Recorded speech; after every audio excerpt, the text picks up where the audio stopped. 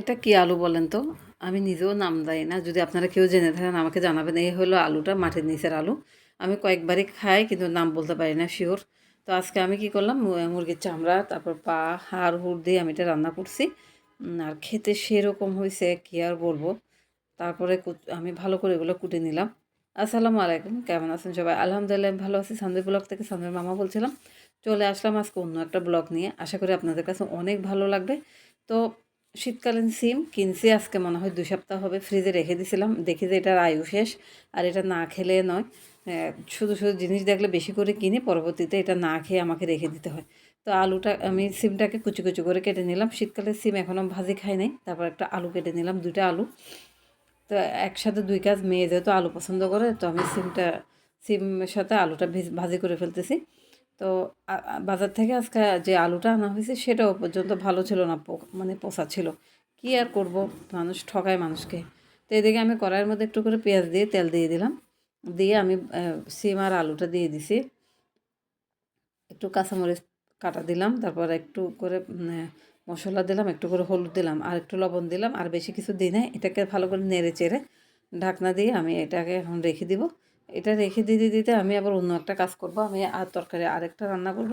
তো সেটা রেডি করব। এই হলো আলু, মাটির নিচের আলু। আমার কেন কি জানি কুচু আলু এগুলা, মাটির নিচের কোনো জিনিস দেখলে লোভ সামলাতে পারি না। এক তো হচ্ছে পাহাড়ি এলাকা, তার মধ্যে খাবার দাবারগুলো সবই হচ্ছে একটু ভিন্ন রকমের। যারা এই ধরনের আলু খান তারা তো জানেন এই আলুগুলো কী ধরনের মজা, একদম নরম তুলতুলে, খুবই ভালো লাগে। তো আমি কি করলাম, এটা রেখে দিলাম না, এটাকে কুটে ফেললাম, রান্না করে ফেলবো, কারণ পুরনো হয়ে গেলে যদি মজা নষ্ট হয়ে যায়। এগুলোতে এত বালু, কোটার সময় সাবধানে করতে হয়।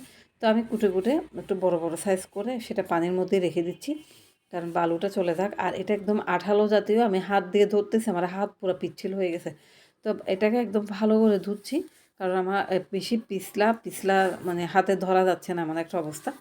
আর যেহেতু প্রচুর পরিমাণে বালু, সেই জন্য আমি একটা ঝাঁঝরের মধ্যে ধুচ্ছি, যাতে বালু থাকলে সেটা পানির মধ্যে চুবিয়ে চুবিয়ে করে ফেলবো, বালুগুলো চলে যাবে। এদিকে আমি রসুন আর পেঁয়াজটাকে একটু থেতো করে নিচ্ছি। চুলার মধ্যে অলরেডি ডেকচি বসাই দিয়েছি, আগুনের আঁচটা একদম কমিয়ে দিলাম। এদিকে আমি রসুন আর পেঁয়াজটা একটু থেতো করে নিই। এদিকে আমার তেলটা গরম হয়ে গেছে, আমি এখানে হাড় মাংস মাথা যা যা ছিল মুরগির সব কিছু দিয়ে দিলাম। তারপর এদিকে আমি কাঁচামরিচটা থেতো করে নিচ্ছি। কাঁচামরিচ, তারপরে এখানে আমি পেঁয়াজ আর রসুন কুচি দিয়ে দিলাম, আর হচ্ছে কাঁচামরিচটাও দিয়ে দিলাম। দিয়ে এটাকে ভালো করে নাড়াচাড়া করতেছিলাম। এদিকে আমি পেঁয়াজ, মরিচের গুঁড়া, হলুদের গুঁড়া, তারপরে মশলার গুঁড়া, তারপর দারচিনির গুঁড়া সব কিছু একসাথে দিয়ে দিলাম, মানে গরম মশলার গুঁড়া। সরি গাইস, এখানে বাচ্চাদের এত আওয়াজ হচ্ছে, একদম নিরিবিলি, কোনো ভয়েস দিতে পারতেছিলাম না, এক্সট্রিমলি সরি। তো এটাকে আমি ভালো করে কষিয়ে নিলাম। এখানে আমি একটু লবণ দিয়ে দিলাম, দিয়ে আবার ঢাকনা দিয়ে রাখলাম, বারবার নেড়ে চেড়ে দিচ্ছি নিচে না লাগে মতো। আবার এখন একটু পানি দিয়ে এটাকে আবার একটু কষিয়ে নেব। তো আমার কষানো হয়ে গেছে, আর আমি আলুটা দিয়ে দিলাম। আলুটা সিদ্ধ করার কোনো প্রয়োজন নেই, এটা এত নরম আলু, খুবই সুস্বাদু একটা আলু, কি বলবো আর। তো মানে মুখে লেগে থাকার মতো একটা আলু। তো আমি এটাকে আবার ভালো করে কষাচ্ছি, যতক্ষণ না কষানো হচ্ছে। তারপর আবার ঢাকনা দিয়ে দিলাম। তো ঢাকনা তুলে দেখতেছি যে আমার কষানো হয়ে গেছে। আমি এখানে একটু করে ধনিয়ার গুঁড়া আর একটু আদার গুঁড়া দিয়ে দিলাম। আমি আদাটাকে শুকিয়ে গুঁড়া করে রাখছিলাম সেই জন্য। তো এখন আমি গরম পানি দিব। গরম পানি দিয়ে রান্না করলে তরকারিটা তাড়াতাড়ি হয় এবং সুস্বাদুও হয়। তো এখানে আমি গরম পানি ঢেলে দিলাম। দিয়ে আমি এখন এটা ঢাকনা দিয়ে দিব। আলুটা সিদ্ধ হইতে যতক্ষণ, তেমন কোনো ঝোল রাখি নাই। তো এই আমার তরকারি হয়ে গেছে।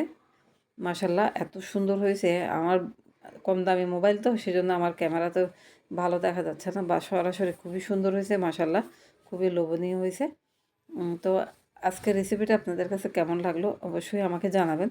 আর যদি ভালো লাগে লাইক শেয়ার কমেন্টস করবেন। যারা ফেসবুক থেকে দেখতেছেন, একটা